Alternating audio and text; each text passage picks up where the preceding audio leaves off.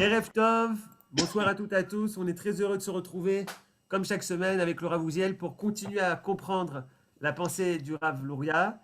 Et cette semaine, on a fini Avraham, Yitzhak et Jacob. On passe déjà à l'étape suivante, Yosef, la personnalité de Yosef et toutes les histoires autour de Yosef.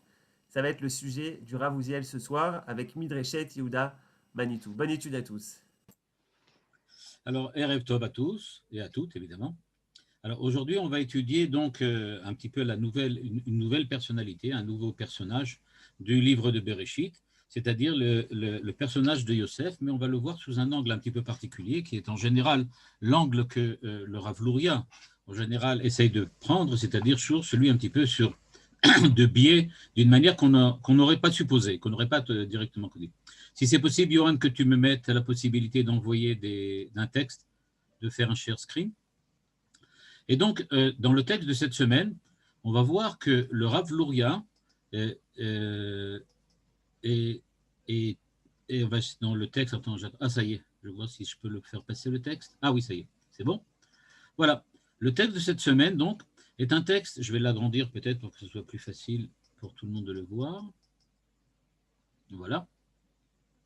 Et donc, dans ce texte, on va voir que le Rav Luria, on va dire de cette manière-là, aborde le thème de Yosef d'une façon tout à fait particulière. En effet, ce qui l'intéresse dans la personnalité de Yosef, dans ce texte-là, c'est le rapport, on va dire, la relation particulière qu'il a avec Yaakov, mais surtout, on va le voir grâce au verset de Ovadia, dans lequel on va parler de Yaakov et Yosef en rapport avec le feu et les flammes. Je vais d'abord amener le texte lui-même. C'est un texte donc qui est dans les Midrash, et écrit comme ça. Et les Toldot Yaakov Yosef, Rashi ramène là-bas un Midrash de Chachamim. Les fiches Ra'a Yaakov, on est à la ligne 4. Kol alufim alilu shel Esav tama v'amar mi yachol lichbosh et kulam. C'est-à-dire que Yaakov demande, mais qui est-ce qui va véritablement arriver à conquérir et qui va réussir à vaincre tous les généraux de Esav. Et donc il est écrit, et les Toldot Yaakov Yosef, et on nous ramène un verset d'Obadia, Va'i bet Yaakov esh ou bet Yosef le'ava. La maison de Yaakov, d'après ce verset, était un feu. Par contre, la maison de Yosef, le'ava, était une flamme. Ou bet Esav le cache. Et Esav, lui, était une maison qui était de paille. Bon, ça rappelle les trois petits cochons. Hein. Et donc il dit, et qu'est-ce qui va se passer? Nitzot yotse me Yosef, une étincelle va sortir de Yosef, elle va mettre le feu et brûler entièrement toute la maison de Esav. On ne va pas du tout rentrer dans l'explication, parce que le Rav Luria ne le fait pas ici, de savoir comment ça se passe avec Esav, Yaakov, la lutte, etc. Ce qui est intéressant, c'est la relation entre Yaakov et Esav. Yaakov est décrit, Yaakov et Yosef. Yaakov y est décrit comme un feu, alors que Yosef est décrit comme une flamme, Léhava. Et le Rav Luria dit, en fait, on peut retrouver un parallèle très intéressant entre le fait que, ligne 7, Yaakov Avinu est appelé un homme saint, S-A-I-N-T. À savoir, il dit par exemple, d'après les Chachamim, les commentateurs de la Gemara, du Talmud, on sait qu'il y a 3 brachot au début du Shmona Esrei, et la troisième bracha, Ata Kadosh, Veshimcha Kadosh, Ugudoshim Bechol Yom, en fait, elle est parallèle ou elle symbolise la personnalité de Yaakov. De là, dit le Rav Luria, on voit que pour tous ces commentateurs qui font le parallèle entre les 3 premières brachot, Avraham, Yitzhak et Yaakov, et les 3 patriarches, donc, on voit bien apparaître la notion de sainteté comme une notion fondamentale de la personnalité de Yaakov. Par ailleurs, on dit aussi dans le Birkat Hamazon, Kedoshenu, Yotzrenu, Goalenu, Kedoshenu, Kedosh Yaakov. On insiste aussi sur le fait que Yaakov est Kadosh. Donc, dit le Rav Luria, le feu de Yaakov est parallèle avec la sainteté. C'est la sainteté qui est décrite comme un feu. Par contre, Yosef est appelé Tzadik. Ça, on le sait bien. Yosef a Tzadik.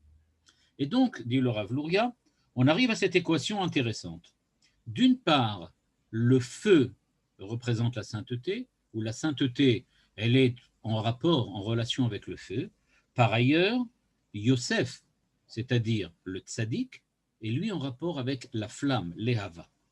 Et il va falloir essayer de comprendre comment ça fonctionne, qu'est-ce que ça représente. La première définition que donne le Rav Louria est la suivante, à la ligne 9. Il dit en fait, qu'est-ce que c'est qu'un tzaddik?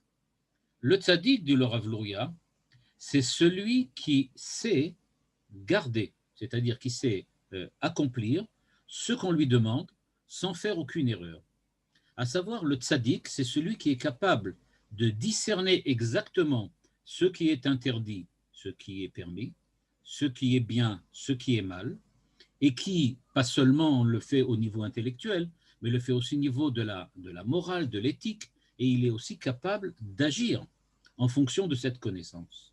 Donc c'est celui qui est shomer, celui qui garde, dit le Rav Louria, à savoir celui qui reconnaît le bien du mal et qui est capable d'agir selon cette reconnaissance. En fait, on sait que cette reconnaissance, comme en français, il s'agit de 3 mots. Reconnaître, à savoir quelqu'un naître comme quelqu'un, un bébé qui naît, donc c'est-à-dire une naissance, co en même temps, une deuxième fois. Une deuxième fois, naître en parallèle, avec. Donc, reconnaître le bien et le mal, c'est être capable de se recréer soi-même en même temps que l'on recommence, en fait, à voir le bien et le mal. Donc, le tzaddik, c'est celui qui sait se créer lui-même.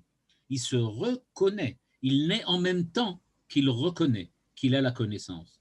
Et donc, il a cette capacité de pouvoir être en parallèle une naissance nouvelle à chaque fois. Il y a une véritable renouveau, une renaissance à chaque fois qu'il rencontre le bien et le mal. C'est ce que le Rav Louria appelle Shomer, Maché Assour, Assour, ou Maché Moutar, Moutar. Il est véritablement capable d'être la personne qui vit au rythme de la connaissance du bien et du mal. Par contre, dit le Rav Louria, le chassid, c'est quelqu'un de différent. Qu'est-ce que c'est que le chassid, le kadosh? Il dit, Iné nikrase shega mashemutar mitkadesh bo. Et donc, il nous dit que le chassid, c'est celui qui est capable de reconnaître ce qui est permis, mais il est capable de transformer ce qui est permis en quelque chose qui est saint, mitkadesh bo. Alors, je vais essayer de donner une petite explication pour ça. Qu'est-ce que ça veut dire? On sait très bien que, par exemple, chez les Lubavitch, dans la Chassidut Rabat, il y a une espèce de blague, une espèce de dicton, comme ça, que l'on dit souvent. On dit que Maché Assour, Assour. C'est bien clair que ce qui est interdit est formellement interdit. Ce qui est Moutar, Meyoutar. Ce qui est permis est superflu. Pourquoi c'est superflu? Parce que, disent les Lubavitch, si ce qui est interdit, le contraire de l'interdiction, c'est l'obligation, ce n'est pas la permission. À savoir, disent les Lubavitch, quand tu regardes bien, on t'interdit quelque chose parce qu'il est fondamentalement mauvais, mais on t'oblige à faire ce qui est véritablement bien. Le bien, ce n'est pas quelque chose qui est une option, dans lequel je peux dire, oui, si je veux, je le ferai. Non, le bien, on doit le faire nécessairement. C'est pour ça que l'opposé de l'interdit, pour les Lubavitch, pour la pensée Lubavitch, c'est la mitzvah, ce qu'on est obligé de faire. De là, on tombe entre les deux avec ce qui est permis. Il y a l'interdit qui est absolument interdit, parce que c'est vraiment mauvais. Il y a le bien qui est absolument obligatoire, qui est une mitzvah. On est obligé de le faire. Mais alors, qu'est-ce que c'est que quelque chose qui est permis? C'est-à-dire quelque chose qui n'est pas interdit, parce qu'il n'est pas franchement mauvais, mais il n'est pas non plus suffisamment bien pour être accompli. Sinon, ça deviendrait une mitzvah. Donc, qu'est-ce que c'est que on va dire comme ça, cette zone grise qu'on appelle le permis? Eh bien, nous dit le Lubavitch, c'est précisément ce qui est meyoutar, ce qui est superflu. Pourquoi c'est superflu? Parce qu'il faut choisir. Il faut que ça soit un monde binaire pour les Lubavitch. Tu choisis ou les mitzvot, ou chas v'chalila, les averot, les interdictions, les transgressions. Et donc, nous dit le Rav Louria, qui est lui aussi un chassid, chassid nikra Mashemutar mitkadesh bo. Il faut être capable de transformer ce qui est permis en quelque chose qui va devenir nécessairement obligatoire. Et donc il nous dit que ce qu'il faut savoir, c'est que quand on parle de tzaddik, de chassid, il faut bien faire la différence et la nuance entre ce qui est permis et que l'on veut essayer de transformer et ce qui est mitzvah qu'on est obligé d'accomplir. Ou Mashe Nikra Yosef Atzadik, nous dit le Rav Luria, Mishum, Shemana Atzmo Bina Misur. Donc, c'est clair. Il est appelé tzaddik. Pourquoi? Parce qu'il ne faisait pas ce qui est interdit. Le tzaddik ne faisant en fait que deux choses. Ce qui est interdit, il ne le fait pas. Ce qui est permis, il le fait. Mais ce n'est pas ça. Ce qu'il faut, c'est donc faire plus que cela. Et donc, le tzaddik, il est dans une situation pour laquelle, on va dire comme ça, la dialectique existentielle se termine avec permission, interdiction. Pour le chassid, la dialectique existentielle se conforte d'une nouvelle, on va dire comme ça, d'une nouvelle dimension, pas seulement permission, interdiction, mais on va dire interdiction et obligation. Obligation face à l'interdiction et pas permission. Achen nirebeze dit le Rav Luria, nimtsa ki Yaakov avinu שהוא בחינת תפארת, עיקר עבודת קודש שלו, אם התעוררות החומר מצד הגוף, ואילו בחינת יוסף יש בו מצד מבחוץ. Le Rav Luria nous dit donc que quand on regarde les deux personnalités de Yaakov et de Yosef, ce que l'on voit, c'est que Yaakov appuie sur l'accent, on va me dire l'accent de Yaakov, et insiste plutôt sur la kedusha, c'est-à-dire la transformation, la sanctification. Mais qu'est-ce qu'on sanctifie? Pour le Rav Luria, Yaakov se focalise plutôt sur tout ce qui le concerne lui personnellement, ce qu'il appelle ici la corporéité, à savoir que tout ce qui, dans le terme qu'il utilise ici, itorerut a chomriut mitzadaguf, tout ce qui correspond chez Yaakov au fait que l'instinct de conservation de l'homme fait qu'il est toujours dans un état dans lequel il a toujours des besoins corporels, des besoins matériels. Ce sont ces besoins-là qui font que Yaakov essaye de sanctifier sa vie. Il la sanctifie en prenant ses besoins et les transformer. Par contre, il nous dit, Yosef est différent. Yosef, son rôle, c'est d'essayer d'agir sur ce qui est véritablement, pas seulement en lui, mais qui vient et qui provient de l'extérieur. Et donc la différence entre les deux, nous dit le Rav Luria, va être une différence, en fait, pas autant dans la lutte contre le mal que dans l'origine du mal auquel il se mesure. Yaakov se mesure à des pulsions qui sont intérieures. Par contre, Yosef essaye de se mesurer avec des choses dans lesquelles il n'est pas lui-même la source, dans lesquelles il n'est pas lui-même à l'origine, mais qui proviennent vraiment de l'extérieur. Et donc, qu'est-ce que c'est que la sanctification dont on a parlé, Kadosh? Il nous dit à la ligne 14, Yaakov avinu nikra Kadosh. Pourquoi? Parce qu'on voit que quand il est chez Lavan, eh bien, il essaye de sanctifier tout ce qui, aux yeux de Lavan, n'était que de la matérialité. On le voit apparaître, il est dans différents épisodes. C'est-à-dire qu'il essaye de laisser, d'une certaine façon, la vie de Lavan se produire, comme elle a l'habitude de se produire, mais il est capable de prendre les événements, de prendre les éléments de la vie de Lavan et de les transformer et de les amener à un certain niveau de kedusha, c'est-à-dire qu'il est capable de transformer, comme on a dit tout à l'heure, quelque chose qui était permis en une mitzvah, rendre les choses, on va dire, plus saintes, sans vraiment essayer de donner une définition de la sainteté en tant que telle. Et donc il nous dit, Loït alamihem velo parash mehem. Il a gardé avec lui les conditions de vie qu'il a trouvées chez Lavan. Il n'a pas essayé d'en faire autre chose, mais na'asu bikdusha. Ils ont été faits avec une intention de sainteté. On a donc, si on veut essayer de résumer ça, on voit que la vie de Yaakov, c'est une vie dans laquelle il est dans un conflit permanent. Il a d'une part besoin de cette vie qu'il a trouvée chez Lavan. On avait vu la semaine dernière que chez Lavan, il y avait beaucoup d'échos, de retentissements, qui n'étaient pas seulement des négations et de la négativité. Il y avait beaucoup de choses qui étaient capables, qu'on pouvait essayer de récupérer et qu'on pouvait essayer d'utiliser. Mais de quoi qu'il en soit, nous dit le Rav Luria, il a toujours essayé de respecter la réalité des choses. Mais il a voulu l'utiliser à bon escient, l'utiliser dans de bonnes intentions. Et donc, c'est pour ça qu'il les a fait bikdusha.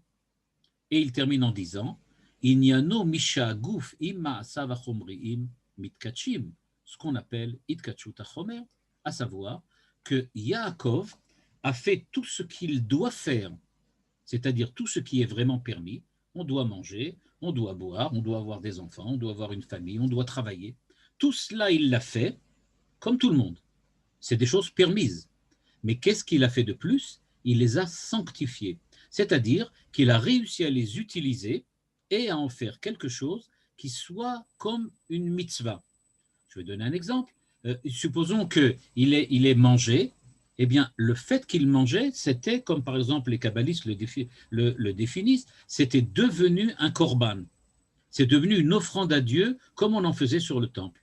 Par exemple, le Rav Nachmani, Zichrono Livracha, un kabbaliste qui était à Jérusalem, disait souvent que quand on regarde la structure du temple, on remarque qu'elle est à peu près de la même manière, structurée de la même manière que le corps humain.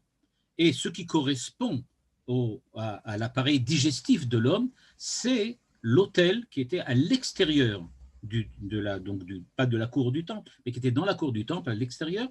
Et cet autel sur lequel on brûlait là-bas les animaux et tout ce qui devait être en fait offert à Dieu.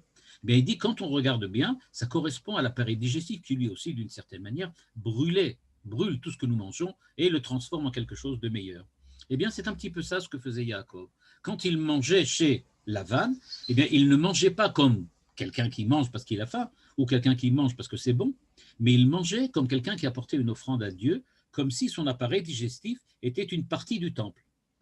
C'est ça l'aspect Yaakov.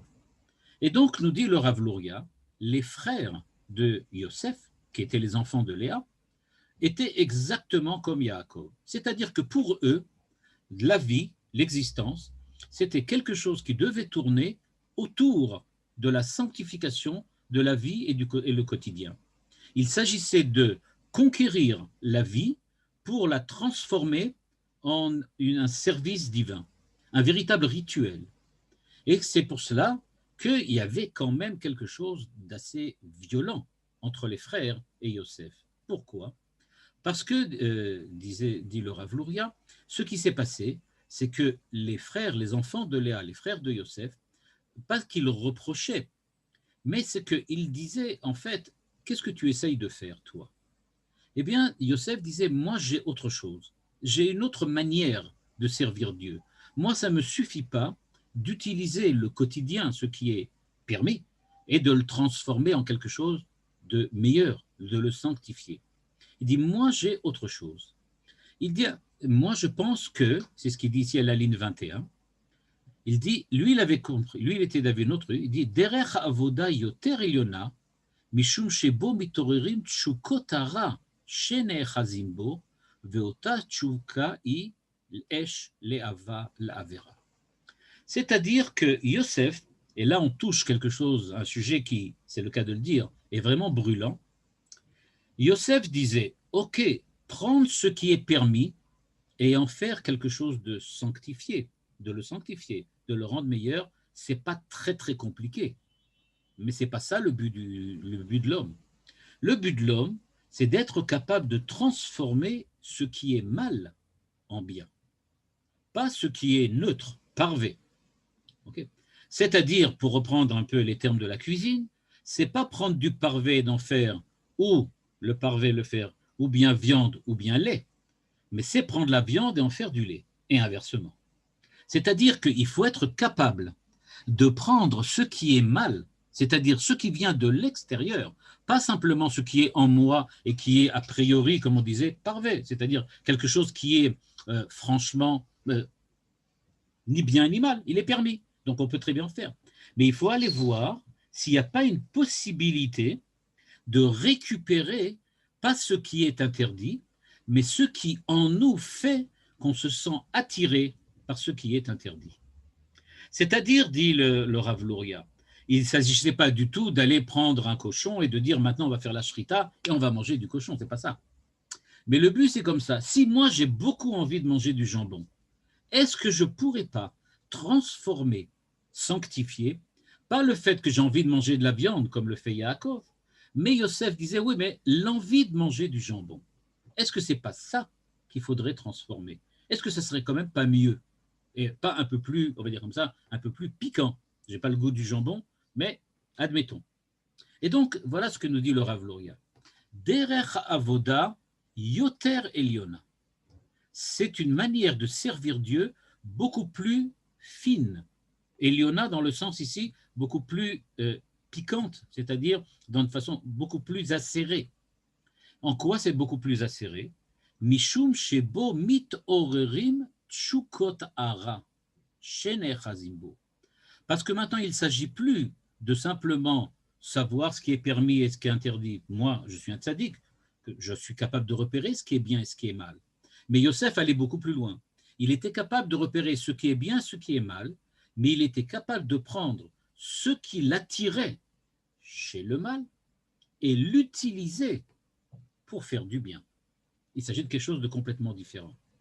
Et si on reprend le même exemple, il ne s'agit pas de prendre du pain et de le manger en disant Amotzi lechem min haaretz et de faire le birkat Amazon, mais il s'agit maintenant de regarder le jambon en question et d'utiliser l'envie que j'ai de manger quelque chose d'interdit pour le transformer en une envie qui soit pour quelque chose de sain. Comme je ne suis pas vraiment un élève de Yosef, je peux difficilement vous donner un exemple que j'aurais vécu et que je peux vous donner. Mais c'est l'idée que propose le Rav Luria au sujet de Yosef. Regardez comment il exprime ça. Il dit, ce qui se passe, c'est que le mal, n'est echazbo. Ça ne vient pas de lui. Évidemment, lui, il n'est pas mal. Il n'a pas de pulsion vers le mal. Ce n'est pas le mal qui l'intéresse. Mais il sent ce qu'il appelle ici teshuka, un désir. Il y a véritablement ce qu'on pourrait appeler dans le langage de la psychanalyse, véritablement un désir de désirer.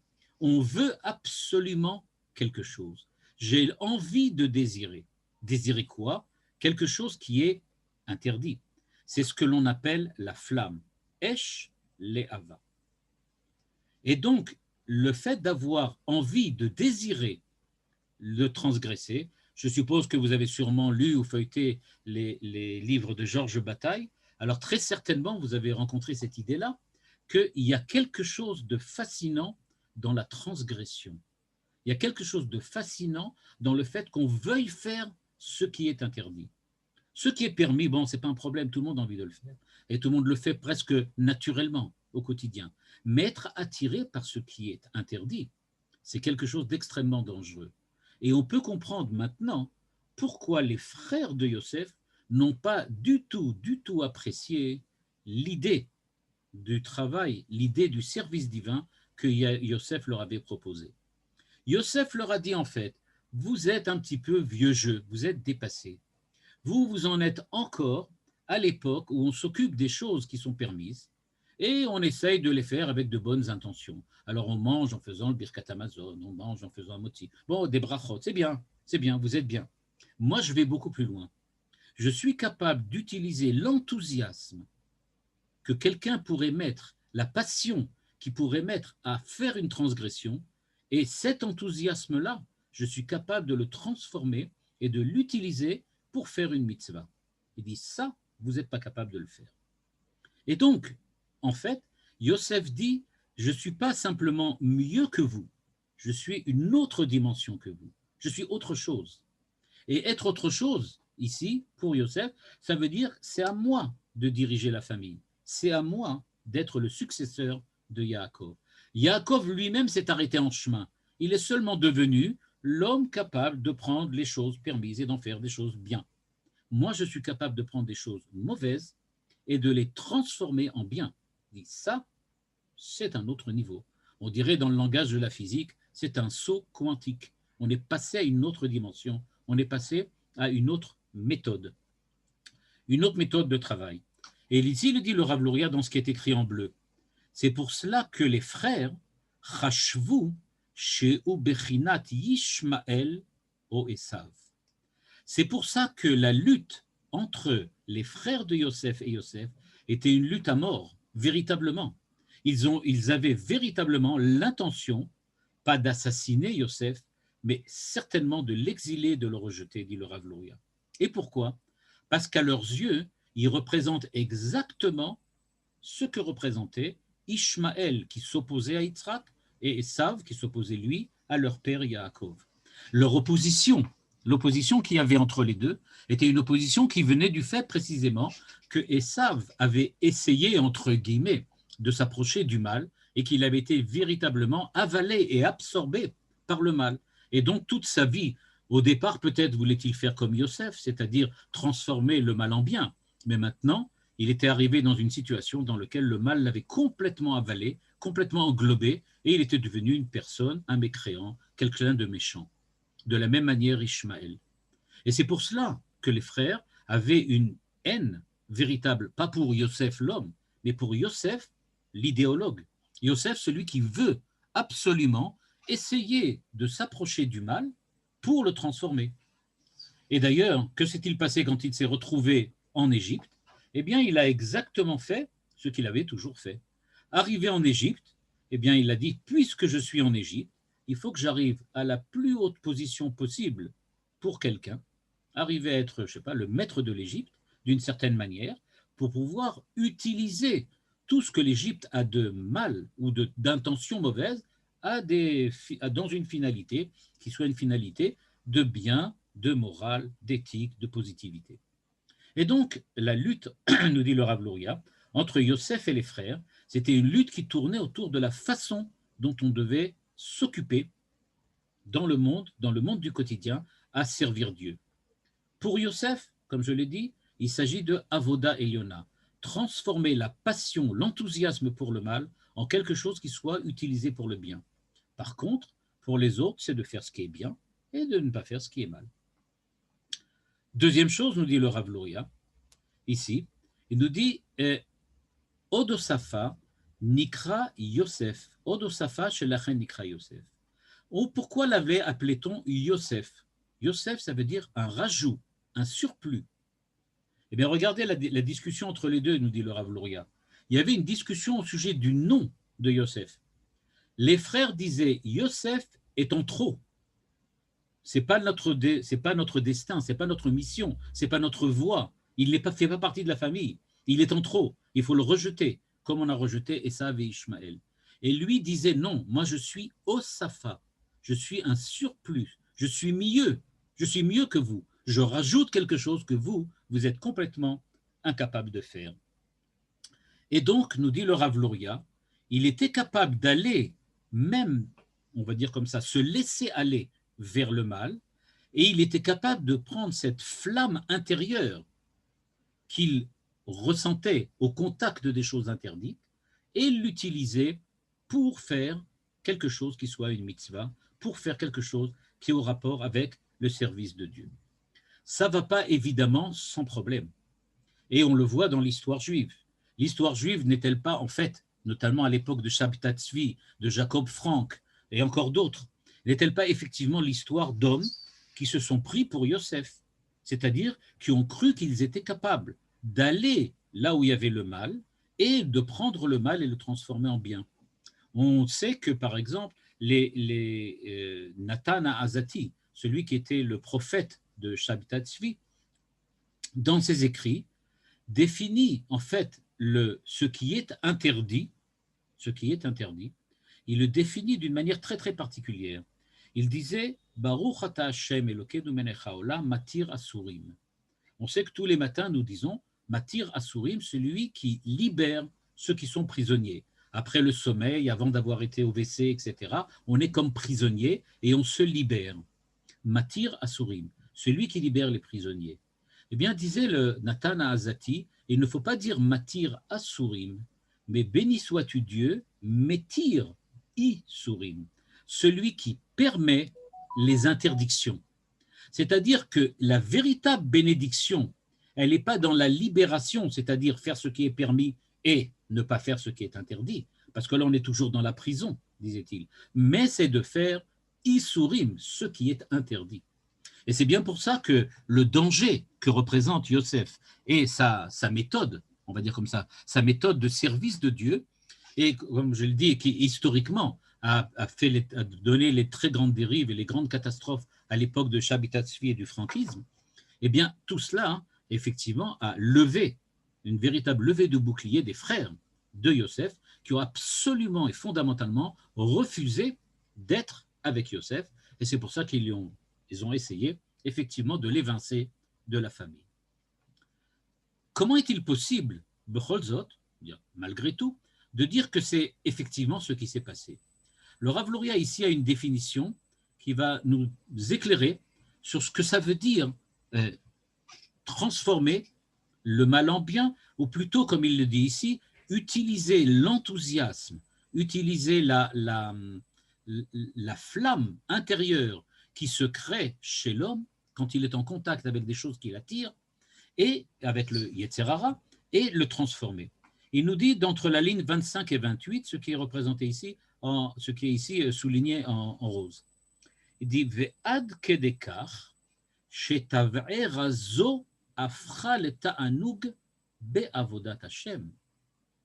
שאין לך תענוג כמו בעת שמתעורר אהבה בוערת בלב איש, בלב האש, בחינת רשפי אש שלוותיה, ובחינה זו לא יכול להגיע אליה רק יוסף, משום שבו נחזה אש החיצונים שמתגרה ביותר, והוא הפך לאהבה זו ללהבה בקדושה.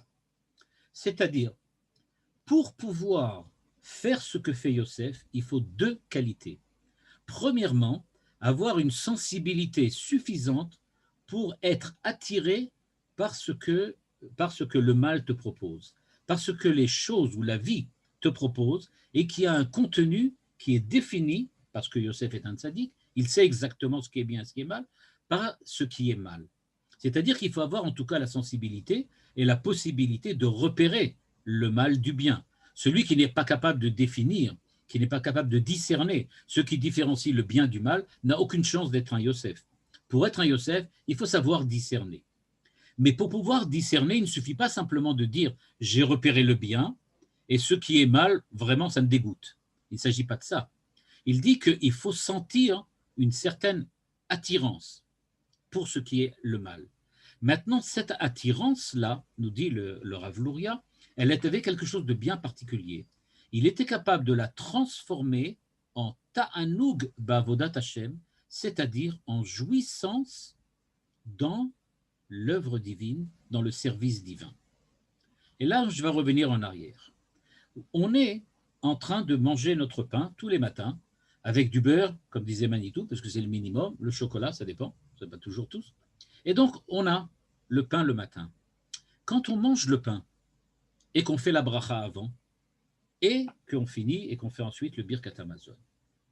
Comment situons-nous le fait que c'était bon, le goût, le fait que j'ai pas simplement pris quelque chose qui était permis de manger, du pain, mais je l'ai pris et c'était bon. J'ai vraiment, on vient de parler, une jouissance. J'ai quand même ressenti quelque chose d'agréable. Où se situe-t-elle, cette jouissance? La différence est que Yaakov, quand il mangeait, ce qu'il aurait voulu, c'est ne pas ressentir aucune jouissance, aucun plaisir. Ce qu'il veut, c'est faire ce qui est permis et ne pas accomplir ce qui est interdit.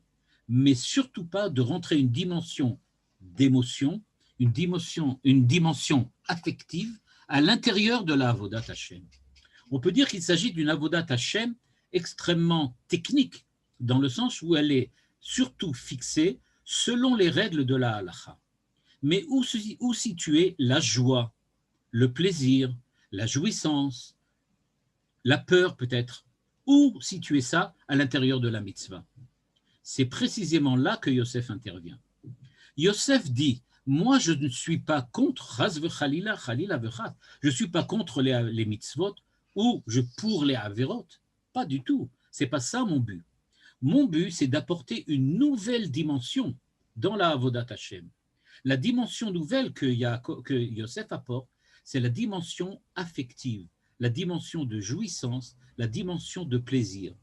Il ne s'agit pas de simplement faire ce qui est écrit dans la Torah, mais c'est d'avoir envie de le faire, d'avoir vraiment envie, comme j'ai envie de manger du pain avec du chocolat ou que j'ai envie de manger un steak. C'est-à-dire que j'ai un véritable désir qui doit, on va dire comme ça, m'envahir au moment où je mets les tefilines. Nous mettons les tefilines tous les matins, comme Yaakov. C'est-à-dire, quand je mets les tefilines, qu'est-ce que je fais? Eh bien, je mets mes tefilines parce que je dois les mettre. Mais je ne peux pas dire que j'ai un plaisir immense de mettre des tefilines. Est-ce que j'ai vraiment envie de les mettre de la même manière que j'ai envie de manger, de boire un verre d'eau quand j'ai soif? Certainement pas. Il n'y a pas la même sensation, il n'y a pas du tout le même sentiment. Il n'y a pas de sentiment quand on met les tefilines, qu'on met le talit ou qu'on prenne la challah ou qu'on allume les bougies de Shabbat.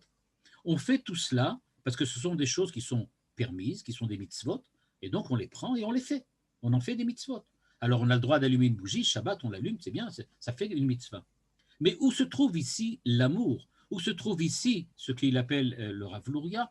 Où se réveille? Où y a-t-il un réveil amoureux, belavatèche, comme une flamme, au moment où on accomplit la mitzvah? Eh bien, ce réveil amoureux, dit le Rav Luria, ne se situait que chez Yosef. C'est lui qui avait introduit cette nouvelle dimension. Le service divin que proposait Yosef était quelque chose qui était complètement étranger et à la limite complètement refusable, réfutable par les autres frères, parce que précisément, il entrait une dimension qui n'existait pas chez eux. Chez eux, il n'existait pas cette dimension de l'affect, du sentiment, de l'émotion. Il n'y avait chez eux qu'une seule chose: faire ce qui est permis, faire ce qui est une mitzvah, et ne pas faire ce qui est interdit. Il s'agit de suivre exactement la loi, la règle. Et donc, quand on suit les lois et les règles, on ne te demande pas ni de les aimer, ni de les détester. On te demande de les faire, de les accomplir. Yosef a essayé d'introduire quelque chose de nouveau. Il a introduit l'émotion, l'affection, la jouissance, le plaisir. Et c'est pour cela que ça ne peut pas venir de lui. Ce n'est pas lui qui va provoquer en lui un plaisir ou une jouissance. Ça doit venir de l'extérieur. C'est quelque chose de l'extérieur qui doit l'interpeller. Et cette interpellation hétéronome qui vient le réveiller dans son être doit précisément créer chez lui une nouvelle dimension, une dimension affective. Chez les frères, tout se passe à l'intérieur même de la personne, à l'intérieur même de l'intériorité de l'être, dans l'intimité même de l'être. Toutes les choses sont en elles-mêmes. On pourrait dire d'une certaine façon que les frères ne retrouvent en eux que ce qu'ils ont toujours eu. Qu'est-ce qu'ils ont eu? Interdit, permis, mitzvah. C'est ça la chose qu'ils connaissent. Par contre, étant donné que Yosef accepte d'ouvrir une fenêtre ou une porte sur le monde, c'est-à-dire qu'il accepte d'être influencé, c'est-à-dire qu'il accepte d'être capable de voir le monde sous un autre aspect que simplement ce que la loi lui impose, mais il voit aussi ce que le monde lui propose. Et donc, il sort de la lettre, on va dire comme ça, de la loi, pour essayer d'en découvrir peut-être l'esprit. Et c'est pour cela qu'il est capable de retrouver en lui quelque chose, des forces, qui lui donnent la possibilité de prendre une dimension nouvelle, différente, dans le cadre de la Avodat Hashem. Est-ce à dire que maintenant, on va trouver un Shabtai Tzvi chez Yaakov? Est-ce qu'il s'agit d'un Shabtai Tzvi? Le Rav Luria nous dit non, pas du tout. On n'en est pas du tout là. Ce qui est véritablement important à noter, c'est qu'il va maintenant, lui, être en permanence, pendant toute l'histoire, jusqu'à la fin du livre de Bereshit, il va être en permanence, en parallèle avec les frères et sœurs, avec ses frères. Pourquoi? Parce que les frères vont continuer à faire toujours ce qui est permis et ce qui est interdit. Et lui, il va toujours être sur la frontière extrêmement ténue de l'interdit et du permis pour pouvoir justement ressentir une attirance, quelquefois négative, pour quelque chose qui n'est plus déjà dans le milieu du permis, afin de pouvoir accomplir ce qui est permis, accomplir ce qui est obligatoire avec une ferveur que les autres n'étaient pas capables de faire. Par exemple, nous dit le Rav Luria, on dit qu'il était Nahar et Bene Zilpa. Il était Nahar, il était toujours avec eux. Pourquoi? Parce que eux aussi, ils étaient les fils des servantes. Là, c'est quelque chose de très beau qui m'a beaucoup plu, enfin moi personnellement, beaucoup plus chez le Rav Luria. Il y a quelque chose d'un petit peu bizarre. Nous, c'est vrai qu'on est des Yehudim, c'est-à-dire qu'on est les descendants de la tribu de Yehuda ou de Binyamin aussi. Mais enfin, on est Yehudim au départ. On est des Yehudim, c'est-à-dire des enfants de Yehuda. Et toutes les autres tribus alors, qu'est-ce que c'était? Et pourtant, les autres tribus, il n'y a pas de raison de les considérer comme moins bien ou mieux que nous. Ce n'est pas seulement Yehuda, il y en a aussi d'autres. Et donc, il nous dit, les Bnei Ashfachot, qui c'était? C'était les enfants des servantes. Qu'est-ce que ça veut dire être l'enfant d'une servante? Mais la servante en question, elle était mariée avec le maître de la maison, quand même. C'était Yaakov. Alors, où ça se passait? Où ça se passait? Eh bien, précisément, nous dit le Rav Luria, ça se passait au niveau des sentiments, de l'affection. C'est-à-dire que ce qui manquait aux enfants des shvachot, aux enfants des servantes, c'est l'affection et l'émotion que, semble-t-il, naturellement, il y avait un peu plus chez les frères, les enfants de Léa et les enfants de Rachel. Quand maintenant on regarde l'histoire même de la naissance de Yosef, on voit apparaître de manière très très claire. Qu'est-ce que Yaakov a donné de plus à Yosef qu'il n'a donné aux autres enfants? Ce n'est pas simplement le fait qu'il lui ait donné un habit. Hein. Ça, c'est une chose. Mais qu'est-ce qu'il a donné? Il a prouvé son affection. Il a prouvé son amour. Regardez Yosef, regardez Yaakov. Yosef est le digne enfant de Yaakov parce que précisément, Yaakov a prouvé qu'on n'est pas seulement le père de ses enfants parce que c'est écrit dans la Teudat Zout que tu es le père de celui-ci et tu es la mère de celle-là. Ce n'est pas du tout ça. Mais que s'est-il passé? Yaakov a montré qu'il était possible de prendre une situation qui est une situation technique, je suis ton père, tu es mon fils, et je peux l'investir avec autre chose que simplement des relations techniques, avec quelque chose qui s'appelle des relations d'amour, des relations d'affection, avec des sentiments et des émotions. Yaakov a montré à Yosef de l'affection, de l'amour et des émotions. C'est de là que Yosef, nous dit le Rav Luria, a appris que, en fait, dans la vie et dans le quotidien, on ne peut pas en rester là. Il faut savoir faire plus, dépasser le niveau du technique et savoir aussi investir le travail divin, l'œuvre divine, le service de Dieu avec des émotions.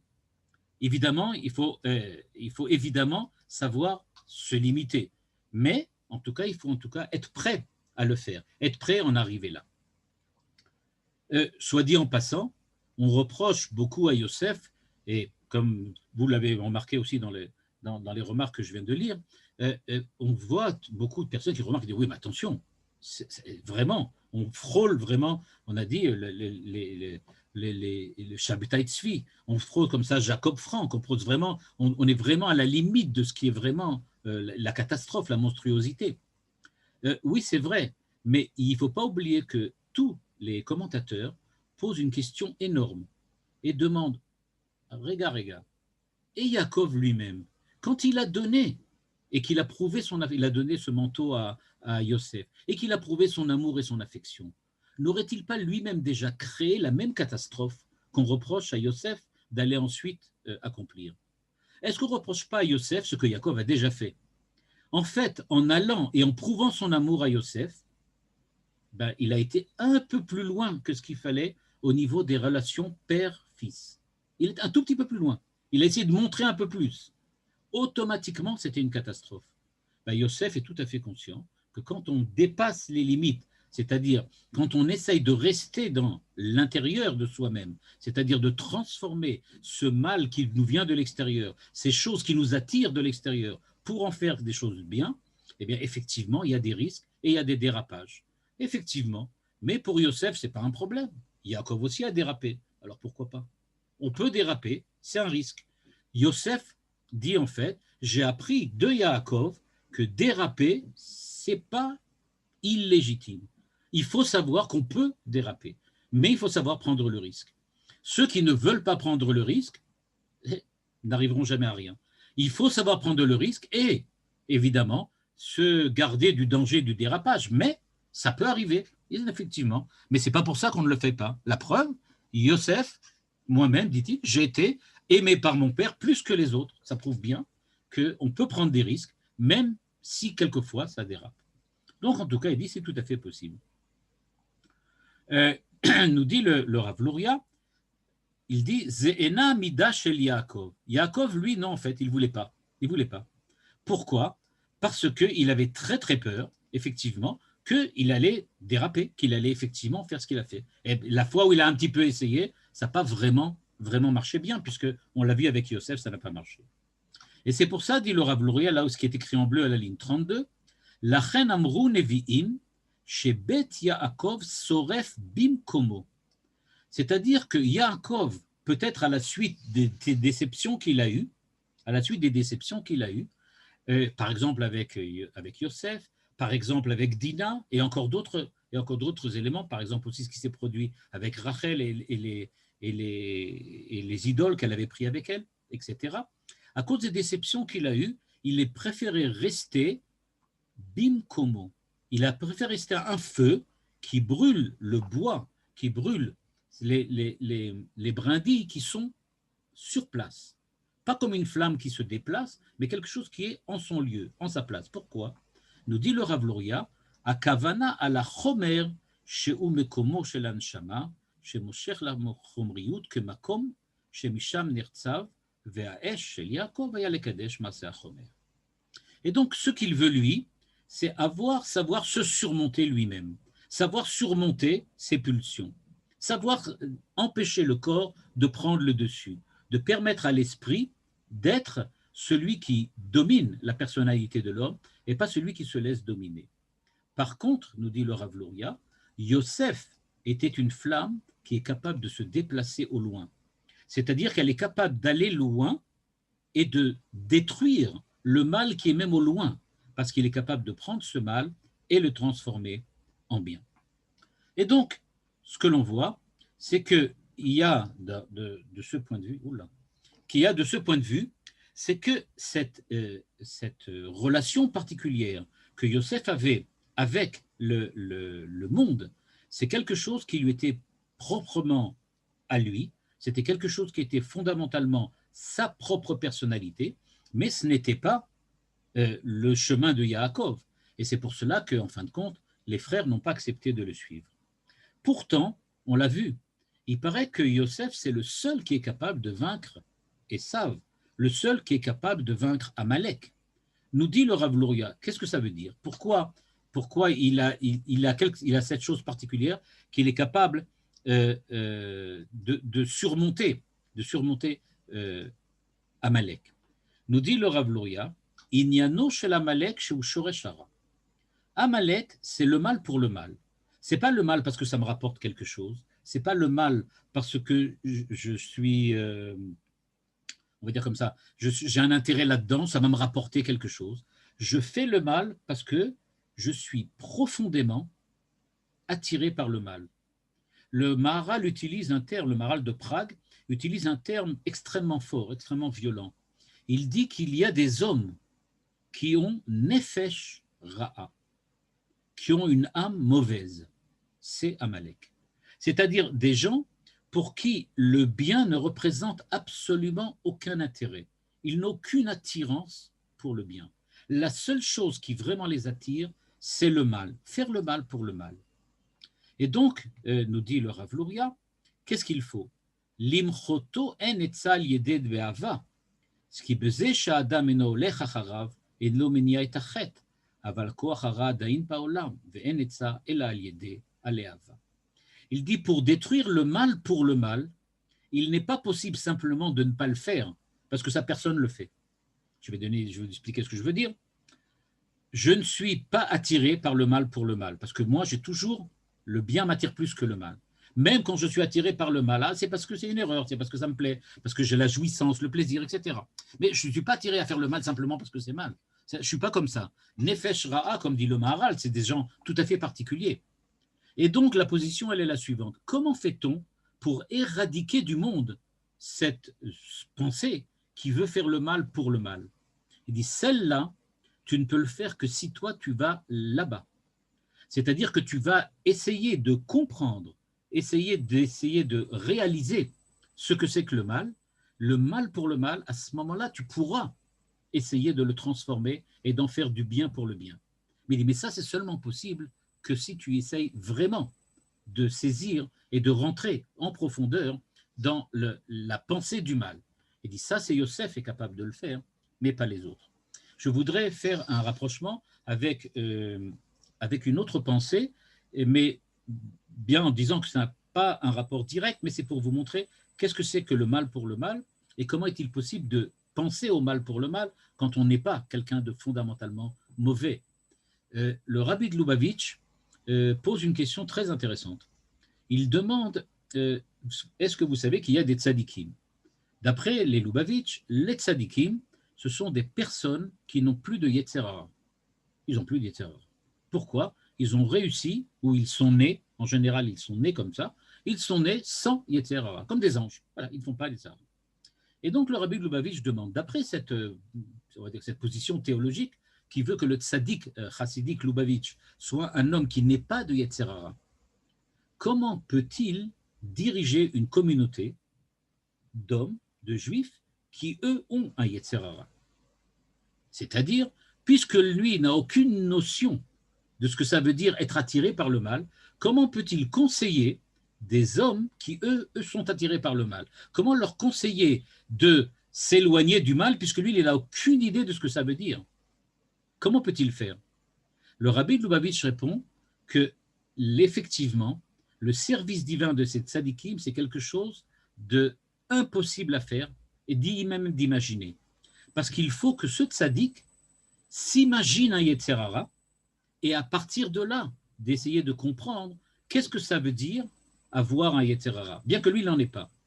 Je dirais en parallèle et à l'inverse que Yosef essaye d'imaginer qu'est-ce que ça veut dire d'être Amalek, c'est-à-dire qu'est-ce que ça veut dire être quelqu'un qui veut le mal, pour pouvoir essayer de comprendre quelle est l'attirance particulière qu'on a pour le mal quand on est arrivé à cet état d'Amalek, afin de le transformer, d'utiliser cette, on va dire comme ça, cette émotion, cette attirance pour le mal fondamentale, attirance fondamentale pour le mal, et la transformer en quelque chose qui soit devenu une attirance pour le bien. Il dit, pour pouvoir faire ça, il faut être Yosef Hatzadi. Ah oui, il faut être quelqu'un d'exceptionnel. Quelqu'un de, on va dire, qui reste dans les limites de la normalité du comportement, n'est pas capable d'essayer d'imaginer qu'est-ce que ça veut dire d'être si on n'est pas. Eh bien, c'est en résumé ce que dit ici le Rav Luria. Il dit Kochot hachomer shehem baim mitzado viut hachomer en tzorech koach Yosef al yedei yegia betorah u'vavoda adam yachol lekadesh et atzmo shiyu maasim shel kedusha. Et il nous dit, ligne, on va dire comme ça, bottom line. Alors, quelle est la conclusion de mon enseignement, dit le Rav Luria? Il dit, c'est que nous, on n'est pas des Joseph, on n'est pas Yosef. On n'est pas Yosef. Et nous, effectivement, pour nous, on n'a pas besoin, pour lutter contre le mal qui nous attire en nous, c'est-à-dire le mal de simplement faire l'interdit, c'est-à-dire ce qui nous attire quelquefois dans l'interdiction, mais pas dans le sens de l'émotivité, et la transformer, mais simplement ce qui est l'interdiction, il a dit, avec Torah, avec mitzvot, avec etc., tout le monde peut arriver à surmonter le mal qui est en lui. Aller chercher le mal ailleurs, c'est seulement Yosef qui le fait.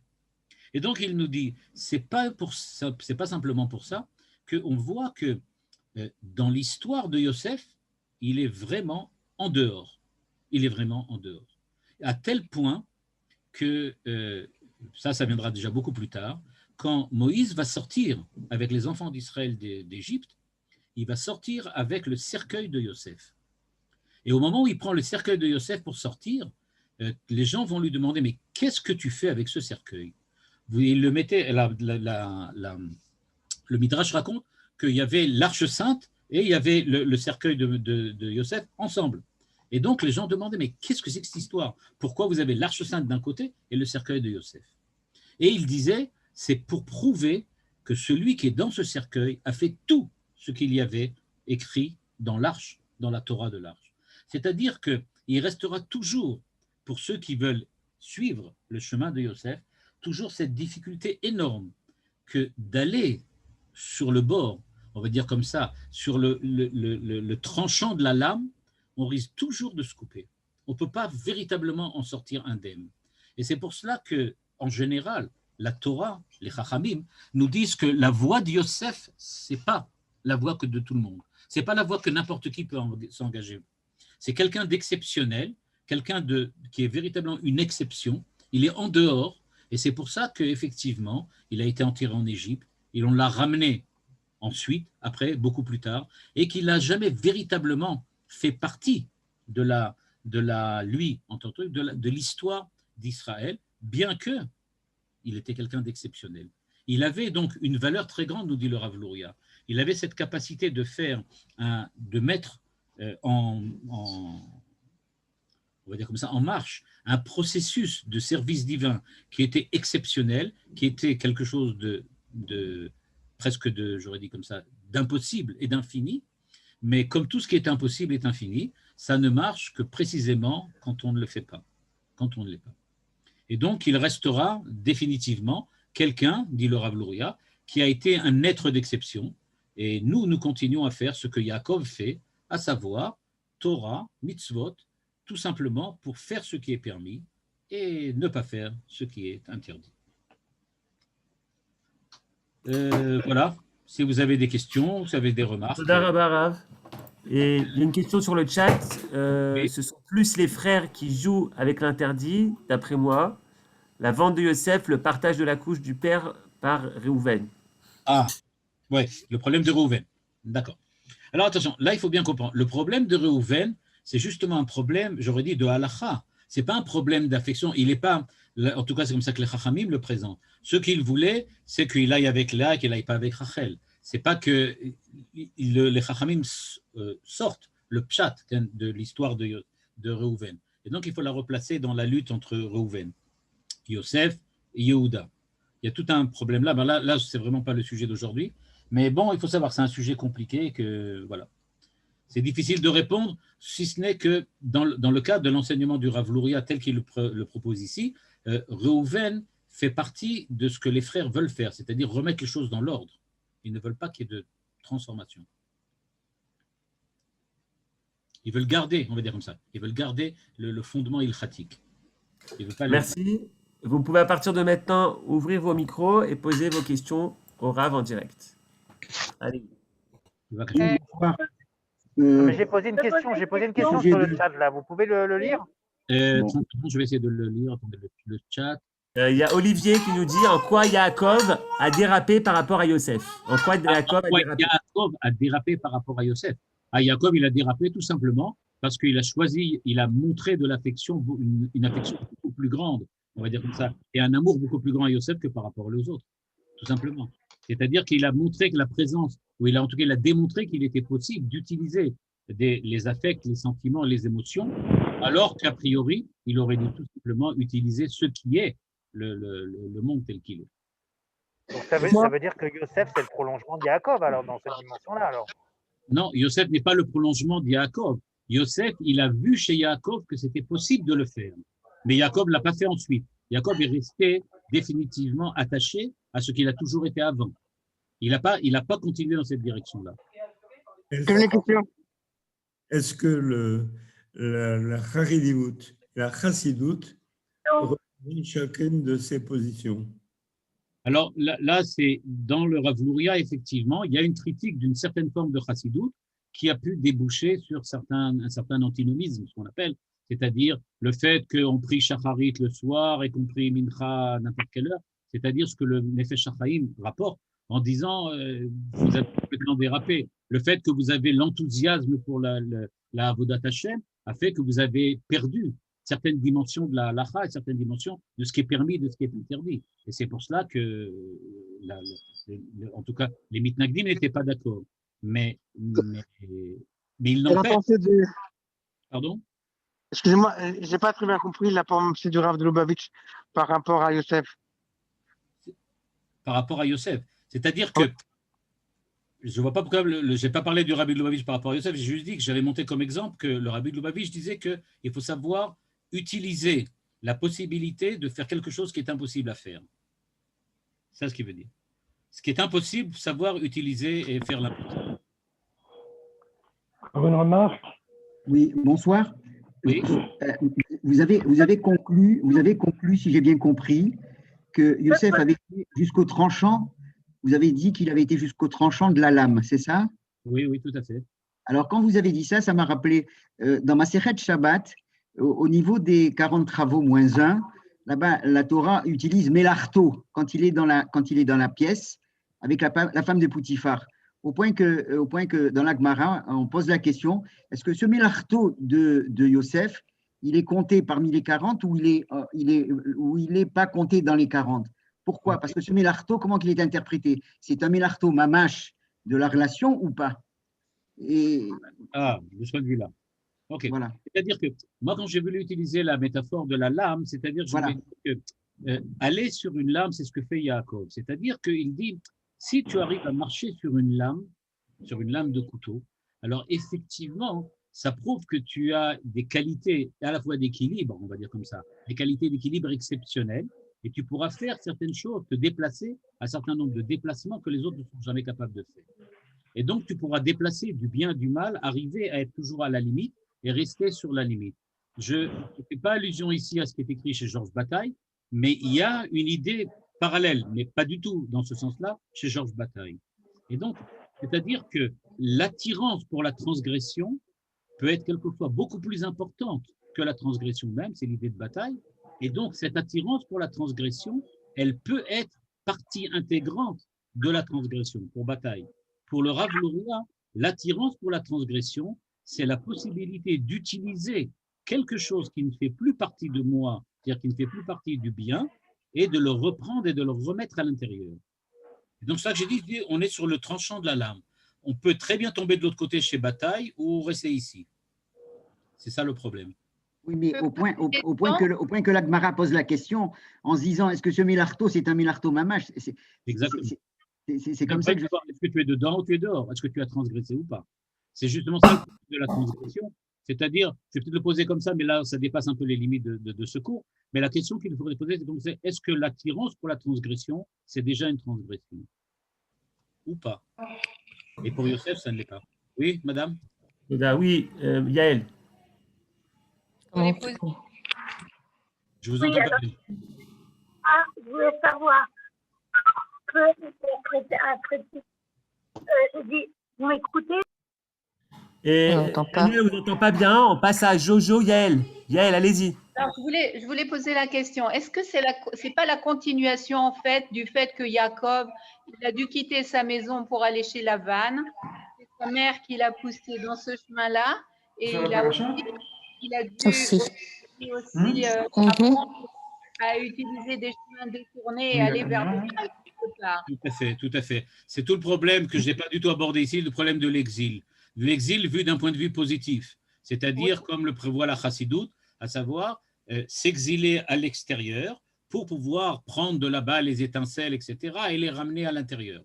C'est l'idée de sortir pour ramener. Donc c'est cette idée-là de l'exil de Yaakov chez Lavan, le fait qu'il soit parti, le fait qu'il soit, etc., et qu'il revienne ensuite.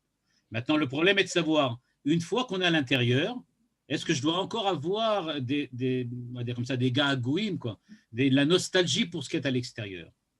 Les frères disent les frères disent absolument pas. On a été là-bas, c'est fini, on revient. Maintenant, Yosef dit pas du tout. On est là, mais on a toujours le cœur à Berlin ou à Paris. Merci beaucoup. Ce que j'ai compris de la leçon du Rav, c'est qu'en fin de compte, Youssef est à un niveau quasi supérieur à celui de Yaakov. C'est ce qu'il dit clairement. Il dit que c'est Mita et Léona. Alors, comment est-ce qu'il s'arrange avec ce qu'on lit dans Nishmat Kol Chai, Yesharim, Tzadikim, Hasidim et Kedoshim? Le Kadosh, en fin de compte, c'est D'abord, il n'a pas exactement le même Noussar, parce que lui, il a un Noussar Ashkenaz chassidique et que nous, on a un Noussar Sfaradi. Ah, Exactement le même. C'est pas exactement le même chose. Mais de toutes les façons, j'ai bien expliqué au début, enfin, j'espère que je me suis bien fait comprendre, que cette définition de tzaddik et cette définition de chassid, c'est sa définition personnelle. Il y a énormément d'autres définitions en dehors de celle-là. Mais c'est comme ça qu'il l'a abordé. Et ce qui m'a intéressé ici, c'était le fait qu'il est rentré le côté affectif, le côté sentiment, le côté enthousiasme à l'intérieur de la Avodat Hashem, parce qu'il est chassid, évidemment, lui. mais ça reste une mitzvah en soi. Hein? Ce sentiment reste une mitzvah. Parce que vous n'avez pas pratiqué les mitzvot avec amour, etc., voilà ce qui va vous arriver. Exactement. Bon. Maintenant, comment faire le lien avec ce qu'on a appris du Rav L'Oréal, justement, c'est que il faut prendre le tzaddik, c'est celui qui va prendre le mal. L'image qu'on avait donnée, c'est qu'il passait de moins l'infini à zéro pour par la suite passer de zéro à plus l'infini. Mais apparemment, Yosef, il va se complaire pour maintenir cette lerava, cette attirance pour le mal. Comme tel, il va vouloir la transformer, mais il va rester avec. Il ne veut pas la faire disparaître. Tout à fait.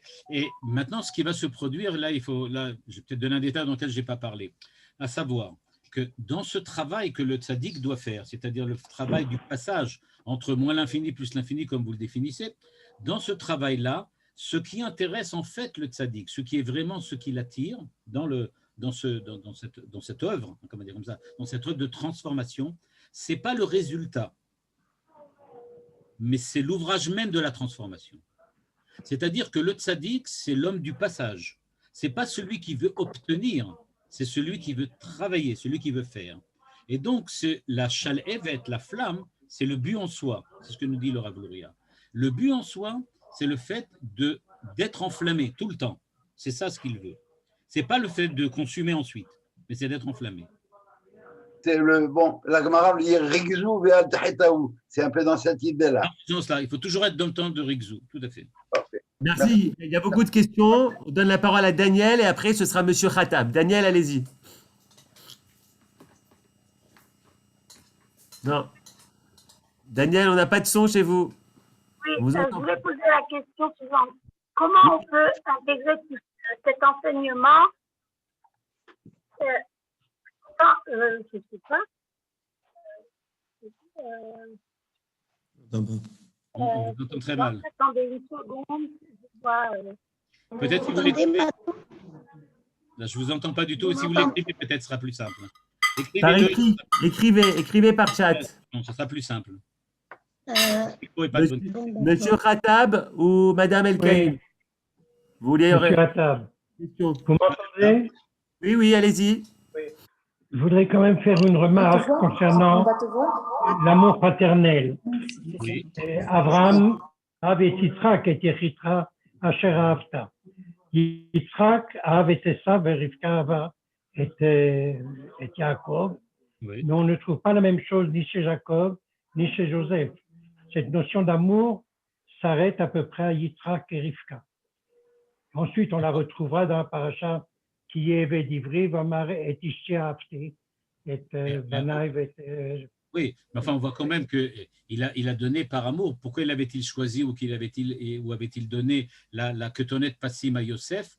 C'est une déduction. C'est une déduction, mais l'amour parental ou l'amour filial s'exprime. On sait bien qu'il faut dire à nos enfants qu'on les aime pour les en convaincre.